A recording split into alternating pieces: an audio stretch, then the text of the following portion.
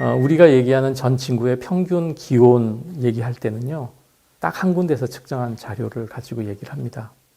그러니까 하와이에 있는 마우나 로아 산이라는 곳이 있습니다.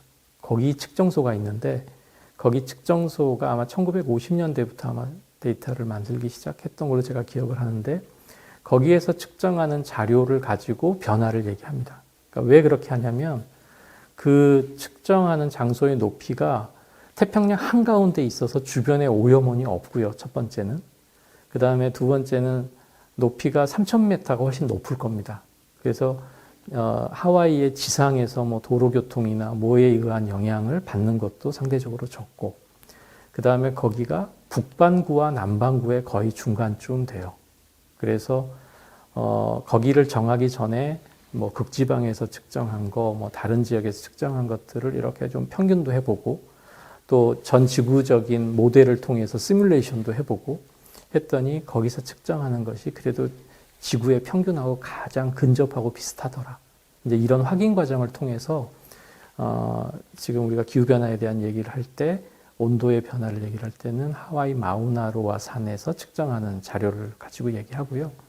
그게 최근에는 그냥 이산화탄소나 기온만 측정하는 것이 아니고 다른 오염물질들도 다 측정을 합니다. 한 50가지 정도 측정을 하고, 몇 년 전부터는 수온에 대한 측정도 해요.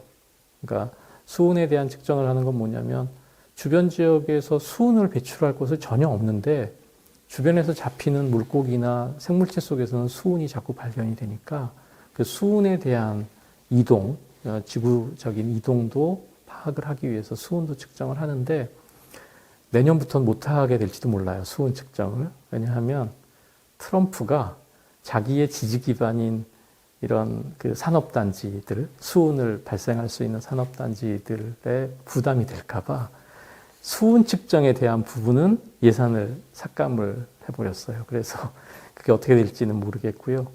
그러니까 이제 그게 지금의 지구적인 평균을 측정하고 농도를 측정하는 방식이고요.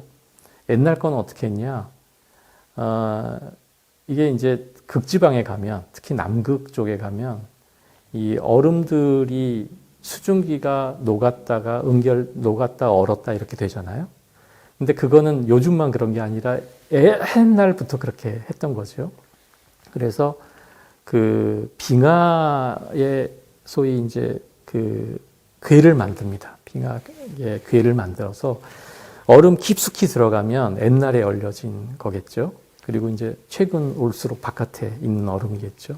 그러니까 나무에 나이테가 있는 것처럼 그런 빙하에도 나이가 있습니다.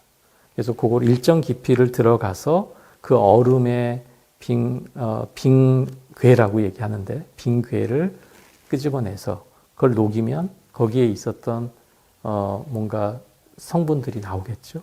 그 성분들을 가지고 그때 당시 이산화탄소 농도가 얼마였다. 그 다음에 거기에 이제 소위 동위원소라고 하는 미량 원소들이 있는데, 그 비에 따라서 온도를 가늠할 수 있는 기술들이 또 있어요. 그래서 그걸 가지고 그때 당시에 온도는 얼마였을 거다. 그때 당시에 이산화탄소의 농도는 어느 정도였을 거다. 이렇게 해서 우리가 수십만 년 전부터 온도의 변화가 어떻다, 이산화탄소의 변화가 어떻다는 것을 그래프로 만들어 놓은 겁니다.